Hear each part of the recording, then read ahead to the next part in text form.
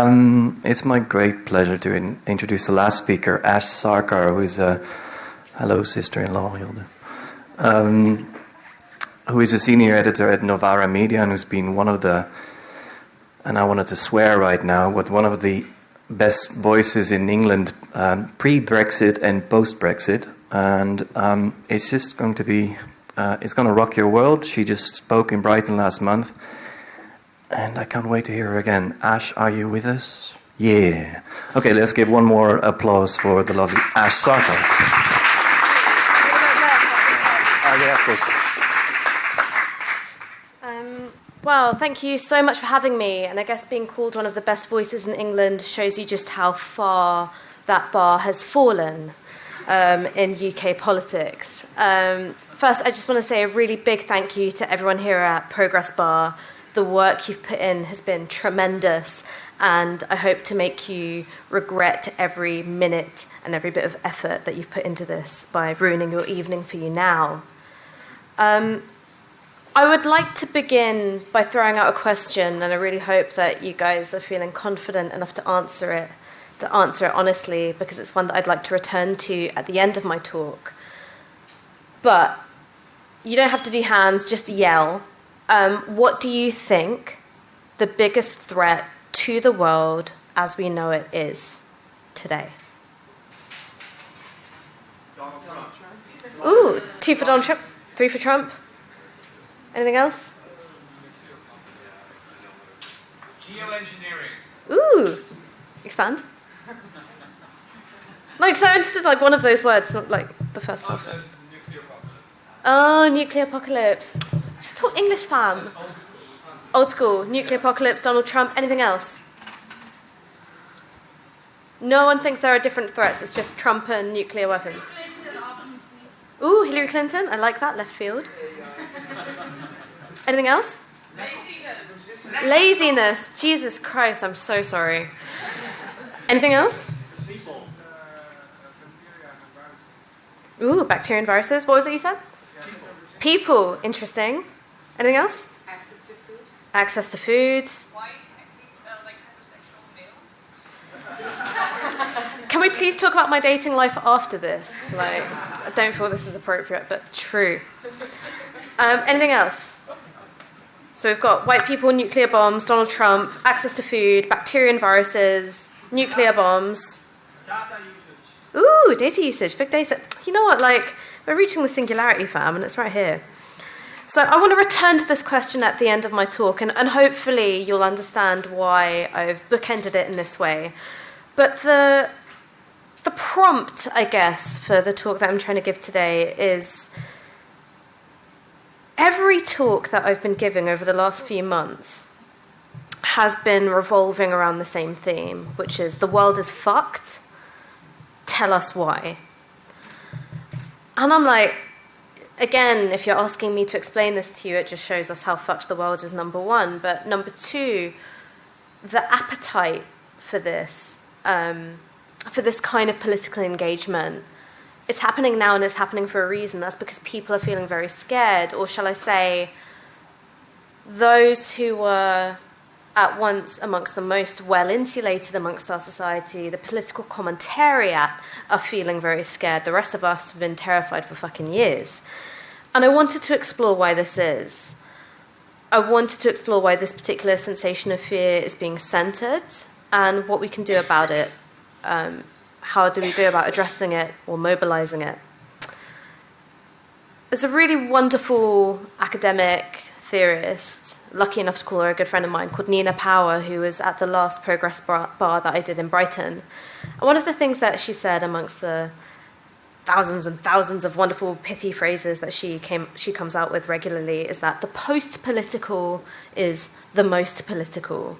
So when we say that something is absent of political content, it's when politics is operating most acutely. And because I don't have a single original thought in my brain, I was like, aha, I can take this and turn it into the post-colonial is the most colonial, right? So after the end of formal colonization, which, I mean, being here in Amsterdam, this was one of the, it was a center of colonial, not just goods, but also commerce, right? And then, you know, when I say us Brits, I don't really mean us Brits, I mean them Brits, but like, you know, them Brits took a lot of inspiration from. Colonialism formally might have ended, but those economic and political dynamics have endured. In fact, in some ways, they've been reiterated in even stronger ways. And this is the kind of starting point that I want to take here. Globalization did not herald the end of borders, right? So we have not seen this wonderful age of human flourishing in which we are all part of the same human family. We exist in a state of egalitarianism. Rather, the borders that once demarcated the edges of the state have now been incorporated into the most banal interactions of our everyday lives. So in Britain, we have to negotiate the border when renting a shitty flat for way too much money, right? We have to prove our immigration status, as if you pillaging our bank accounts isn't enough. We must negotiate the border when getting a shitty job for shitty pay in a bar that you hate everyone who comes in there anyway. I mean, not this bar, this one's lovely. Other less good bars. We must negotiate the border when attending university, when we send our kids to school. We must negotiate the border when going to a doctor. So globalization has not brought humankind into a state of egalitarian flourishing. Rather, it's created new categories, new states of exception in which people, workers, their lives are considered disposable. We have this new class of precarious worker, the undocumented migrant. When migrants are stuck at Calais or in Turkey, they are not economically inactive, and that's something that we really need to explore. So I'm running around the issue here, so let's start someplace firm. Let's start someplace like Brexit. I can forgive you if you don't really give a fuck about Brexit, because 52% of the country that I live in just gave you lot like a big one of these, and then said, oh wait, can you please help us out of the mess that we worked ourselves into? But the reason why I think Brexit is important for everyone in the global north is that it's a case study. It's not something that exists on its own. What it demonstrates, I think, is that there is no such thing as rational self-interest. 52% of the country that I've been unfortunate enough to call my home decided that it preferred racism to economic stability, right? We're heading towards pound-dollar parity, which is fine because we don't rely on imports at all. And businesses are fleeing the UK at a rate that I would be okay with had it been the doing of the far left as opposed to the far right. I'm not blowing anyone's mind to suggest that there's a connection between Brexit and racism, or that it was a referendum that was fought and won on immigration. But I think what hopefully will provoke something, will come back to this thing of like, what's the greatest threat to humanity, is that Brexit did not represent a catastrophe. It did not represent a decisive break with something that came before. It actually built on things that had been there and been stewing for a long time. The referendum had been lost by the time that it had been called. And I'm going to give you the TLDR version of this, right? The short version, right? 81% of people who thought that multiculturalism and immigration were bad things in our society voted leave. So what the fuck does this statistic mean? It does not mean that 81% of people voted leave thought that immigration and multiculturalism are bad things. What it means is that the Leave campaign really effectively consolidated and mobilized sentiments that were already there, right? So they weren't coming out of nowhere. They weren't spreading lies more effectively that were more enthusiastically eaten up by the public. They were actually building on something that was there. They didn't come from the margins. They came from the centre. The climate that in the UK we have found ourselves in has been at least 15 years in the making. And I always make this joke. It's like, oh, it's not 15 years in the making. It actually started in 1492 with the start of colonialism. And the joke might get less funny, but it doesn't get less true. But because we're short on time, I'm going to start with 15 years ago. In 2002, or between 2002 and 2004, the number of people who are successfully granted asylum in the UK was halved. In the same time, the number of people who are granted temporary workers' permits doubled, right? So what's happening there? It means that the UK stopped seeing itself as having a responsibility to accept people because they could enjoy a better standard of living. The UK had a duty to provide that. It's part of human rights to provide that. Rather, it said, let's rinse you for all you are a particularly precarious, vulnerable class of worker. Let's take advantage of that. Similarly, in 1999, something called the Macpherson Report, after the racist murder of a young man called Stephen Lawrence, identified institutional racism in the Metropolitan Police Force. Now, this was a really important moment because before this, there had been no state acknowledgement that racism was something other than someone popping off at you in the street, right? So there was no acknowledgement that racism is reproduced through our schools, through our hospitals, through our police forces, through our housing policies. It was just someone getting rude on the street. To which my response is like, Mama Sarkar knew how to throw down in the mid-80s, right, when she was at her prime drinking age. If racism was just a case of people getting rude, it would have ended then, trust me. Because she's short, but she can throw a punch. So 1999, you've got this moment where you recognise the power that the state has in terms of being an agent of racism in itself.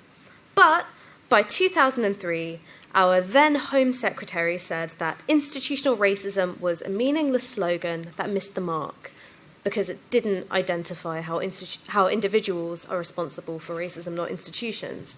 So you've got this massive turnaround. You've got this glimmer of hope in terms of identifying the power of racism, and then you backtrack on it. You've got the beginnings of an acknowledgement that the UK has a responsibility to accept those fleeing conflicts that the UK is responsible for, either directly or indirectly through arms sales or through trade deals, to turning it around and saying, we will only accept you as far as we can exploit you. At that same time, a far-right party called the British National Party said that they could not believe their luck, that New Labour had become obsessed with demonising asylum seekers. They said, we have the luxury of banging on people's doors with the mainstream issue of the day.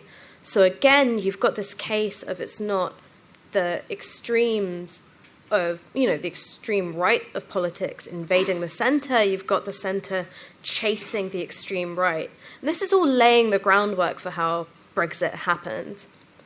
Similarly, you've got David Cameron back in February 2011 saying that multiculturalism had failed. He said, we have even tolerated segregated communities behaving in ways that run counter to our values. And he's not talking about, fucking dead pigs at, the Piers Gaveston Club. He's talking about the existence of Muslims. By the way, I was so happy when pig fuck happened. That was the best day on Twitter. There is one lone fist pumping in there, and you know what I'm talking about, thank God. So again, you've got this case of the centre-right replicating the rhetoric of the far-right. The timing of this is really significant. It happened on the same day as the English Defence League's single biggest mobilisation to date. So English Defence League is like budget Pegida, right? They are a far-right racist street movement with its origins in football hooliganism. I, for one, am all for football hooliganism, just when it's politics that I like. So EDL, that's not it. So once more, you've got a case of the centre chasing the votes from the margins. And why does this happen? Going back to this notion of disposability, whose bodies are disposable, whose votes are disposable, really as part of the neoliberal consensus, the centre-left decided it would have to emulate the centre-right in terms of having socially authoritarian, i.e. racist, but economically libertarian policies in order to make one work against the other, in order to have a scapegoat for those dispossessed by austerity. You had to blame migrants. In all that, the political lives of people of colour, by which I mean lives shaped by politics, not political careers, were thrown away, treated as disposable. If you're a working class person of colour, it's just assumed that you're going to vote for the centre-left. They don't have to chase your vote. They can just implement policies that more and more blame you for problems in society, that economically screw you over. So if you're a person of colour, you are twice as likely to be negatively affected by austerity in the UK than if you are white. You are 3 times more likely to be unemployed if you're a black woman than a white woman. You're also overrepresented in part-time and precarious contracts. That the implementation of these policies actually screw you over the most. And more than that, you have to deal with the racism of being cast as a scapegoat. So Brexit had the perfect conditions for it to thrive as an electoral strategy. It was able to claim an anti-establishment position because it was David Cameron and those of his ilk who were saying that we should vote Remain, while at the same time reproducing the very narratives that came directly from the mainstream itself. And this is a problem for us, right, as so-called progressives. This is a problem for us because it shows us that anti-austerity politics, anti-establishment politics aren't necessarily emancipatory once you decouple them from anti-racism. It shows us that we don't have automatic ownership of the margins, of the subversive political, emotional affects that, you know, we're really trying to engender here and build on. We also have this problem when you look at Trump, right? So many of you said Trump was one of the greatest threats facing our world today. Trump supporters are often stereotyped as a alienated, disenfranchised white working class, those who've been screwed over by the policies of austerity, the rolling back of the state, and also globalization. But I had a little look at some of the numbers today. The median household income of a Trump supporter is $72,000. And that's a lot higher than the median household income of someone who supported Bernie Sanders or now supports Hillary Clinton. I'm in full agreement, like, she's a warmongering dickhead, but we'll get to that later. 44% of Trump supporters have college degrees, right?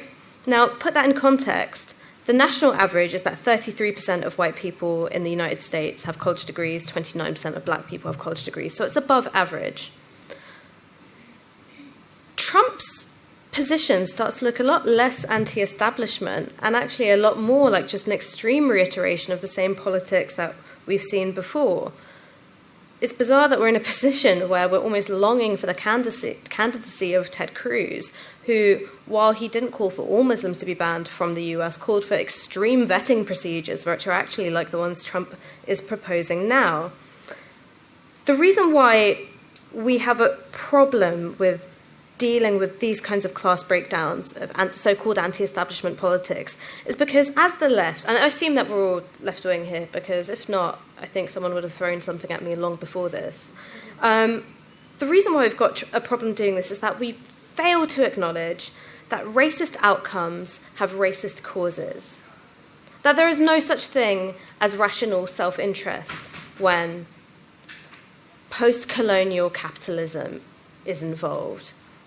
When we're dealing with these colonial legacies in which you've got a group of people whose lives and labour is disposable, whose votes are considered disposable because you can scapegoat them for, well, till kingdom come and face no short-term political consequences for that, and that you can't boil it down to just a matter of economic hardship.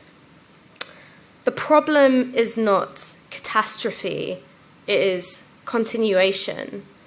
The problem is not a violent interruption of the politics that came before, but rather a replication of them. And in order to get to the next bit of this talk, I'm not sure how I'm doing for time, but again, someone chucked something at me if I'm running over. I wanted to read something from Philippe Soupeau's Last Night of Paris. Now there was a great burst of flame. A piece of red lace, a wound. Not far from there, a house had taken fire, and again I saw the circle of joined hands. We listened without saying a word. On the threshold of the door which he had left open, Georgette waited. The smoke neared us along with the tumult of the firemen. At the Porte de Versailles, I saw a slow column of men, women, and beasts who were entering Paris. The day and the night began again their round. So what the fuck's going on here? What's going on here is that the apocalypse will not greet us as a moment of singular cataclysm. It is just the beginning of another working day. Capitalism has a seemingly inexhaustible elasticity when it comes to accommodating cruelty, barbarism, and the loss of life. What we are witnessing now with Trump, with the terrifying prospect of Marine Le Pen possibly becoming the next French president, of Theresa May's policies now, it is not the end of the world. It is the redrawing of the lines of that which constitutes the world. The apocalypse is the continuation of capitalism. So let's make this make sense in more concrete terms, right? Because I know I've just gotten really theory bro. At the COP21 climate conference just last year, it was agreed that there would be a 2 degrees centigrade increase in global temperatures by 2100, which would require a 40 to 70% reduction in carbon emissions by the end of the century. There was a great deal of conflict about this. Actually, most of the delegations from the Global South were asking for a 1.5 degree increase in global temperatures. And lots of you might be thinking, like, well, what the fuck's the difference in half a degree? That's the difference between all of the coral reefs being wiped out and roughly 70% of them being wiped out. That's the difference between tropical regions of our planet being difficult but inhabitable to being practically uninhabitable. That's the difference between dealing with the borders crisis that we have now and dealing with 200 million climate refugees by 2050. Often this kind of information is expressed in apocalyptic terms. It's imagined as the world ending.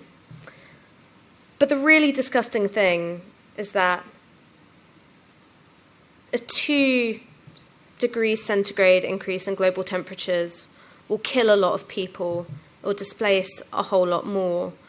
But for those of us in the global north who happen to have a bit more income, who ideally are white, life will largely go on as it did before. Our belts might be a bit tighter, but we're not going to die. Worse still, almost, than the mass extinction of people, animals, of flora, are the kinds of lives that we will be consigning to people in the global south. And people are living these lives right now, right? And capitalism has not ended. That's perhaps the most disgusting thing. That in Bangladesh, the solution to rising sea levels, i.e. levees, has actually released a whole load of arsenic into the groundwater. One study put 12% of the deaths in Dhaka down to arsenic poisoning. And yet, the world goes on. There's a phrase, right? The banality of evil. But there's also a certain banality to capitalism, right? It's the fact that we look at the mass torture and extinction of our fellow human beings, and our response to it is ever more boring, barbaric policy. Our response to it is a tightening of borders. It is increasing the bureaucratic reach of the state in terms of forcing employers to disclose how many foreigners are in their employ. It is police in France seizing the phones and the shoes of refugees in the Calais camp before they demolish it next week. The obscenity of capitalism is its capriciousness, its ability to say, we don't want you here, but we also don't want you anywhere else. And what do we do in the face of that? Do we argue for progress? Or do we argue for the world as we know it to end? This is where we get to the really fun bit, which is where I get to talk about Frantz Fanon, who's my favourite theorist ever. And what he says is this. The colonial world is a world divided into compartments, and if we examine closely the system of compartments, we will at least be able to reveal the lines of force it implies. This approach to the colonial world, its ordering, and its geographical layout will allow us to mark out the lines on which decolonised society will be organised. Now, he was obviously writing in the early 60s. So what does this world of compartments, what does it look like now? We no longer live in an age in which the oppressed racial other exists in a geographically displaced realm, although that does happen too.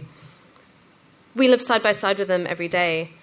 We keep them at bay at our borders. We exploit them in our workplaces. We incarcerate them in our immigration detention centres. So a truly decolonial anti-capitalist project means tearing down these boundaries between compartments. It means projects of mass non-compliance, right? It means none of us giving up our citizenship data rather than just allowing that to be for a select few. It means none of us cooperating with programs like Prevent. It means none of us declaring where our children come from when we send them to school. Coming back to the question that I opened with, this does mean the end of the world as we know it. The greatest threat to the world as we know it should be us. And if that's not the answer to that question, we're doing something wrong. Again, going back to Fanon, decolonisation, which sets out to change the order of the world, is obviously a program of complete disorder. And to paraphrase Fanon, when met with the chaos, the cruelty, the cataclysm of capitalism, the only way to displace it is to meet it with a greater cataclysm still. And this all sounds like really theoretical and bullshit, right? But in the last couple of months, I've been lucky enough to see projects like this in action. I've seen them be successful. I've seen 9 people at London City Airport cancel 130 flights, and that was fucking dope. I saw a total of, counting, 15 people shut down 4 major motorways in the UK and create a global story out of my best mate's kitchen. Again, that was dope. This is what happens when we organise non-compliance and disruption in tens, struggling to break double figures. What happens when it's all of us? That's a question I'd like to leave you with, and I'd like to take some questions from the floor now, if that's okay.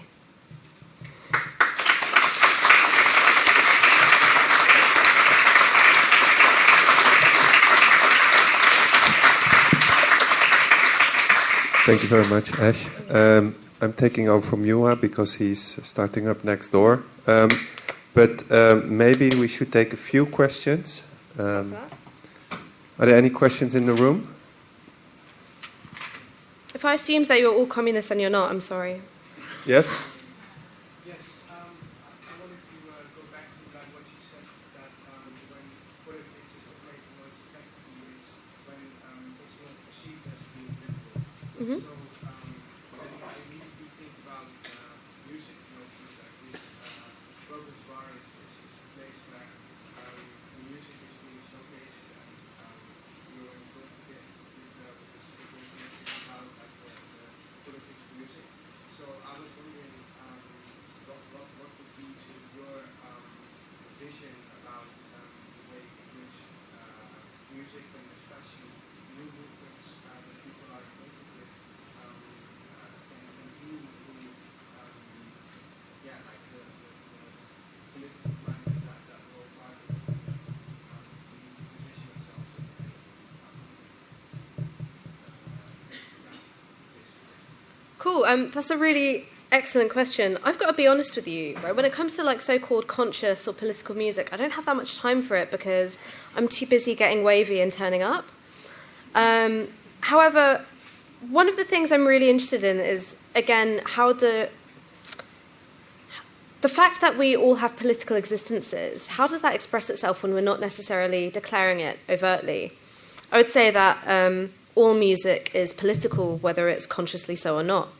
In terms of what I think of as being really exciting, really significant, I always return to the genres that I grew up listening to. So for me, that's like garage and grime and hip-hop from the US. In terms of hip-hop from the US, if you're not talking about Kendrick Lamar, I don't know why you're talking at all.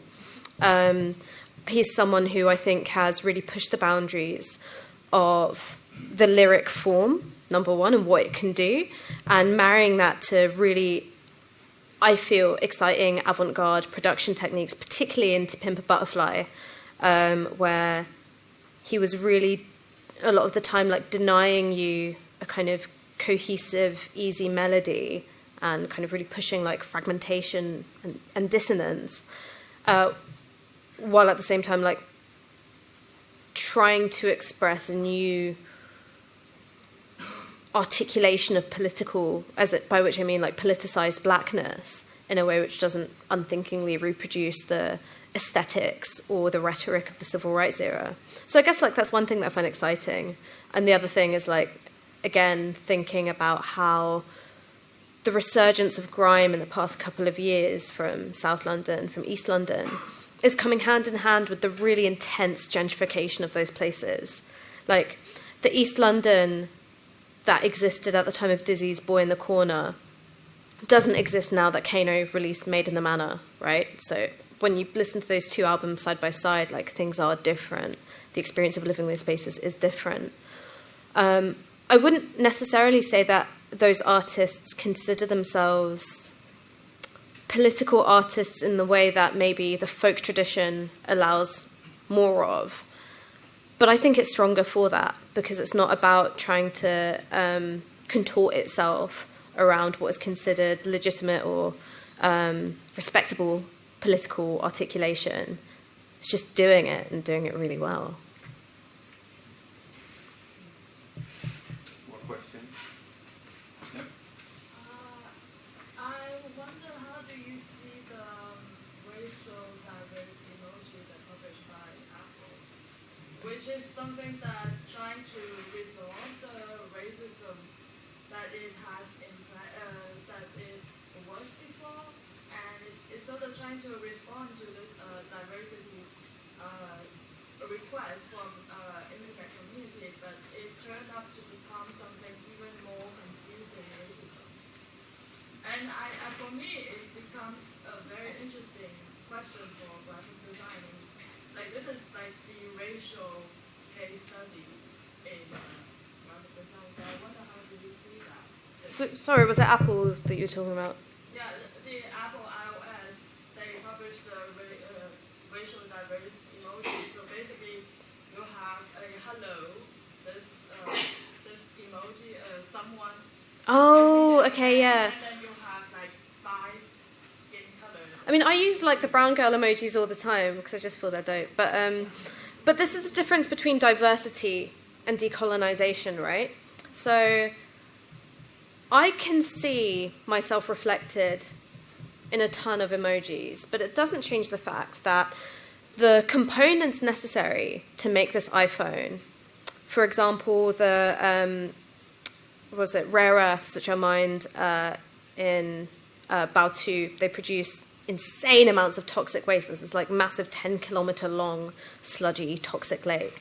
It doesn't change the fact that the people whose labor is exploited, the places that are bearing the brunt of this ecological cost, are in the global south. Similarly with coltan, right?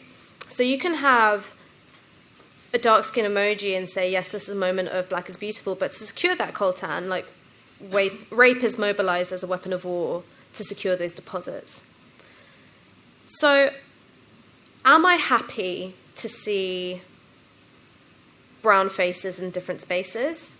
Yeah, because I remember growing up and having none of that, right? I remember my mum running home with copies of Vogue. She ran home with the Playboy that Naomi Campbell was in, right? To like show her kids and like covered up all the tits and shit to be like, look, it's a brown woman. So I know how it feels to grow up without that. But having that, meeting that need in the market, is not the same as emancipation. And so for me, that's like my response to it, is that diversity is often a distraction from the real project at hand, which is decolonization, and that's a lot more difficult. Anything else? Yep.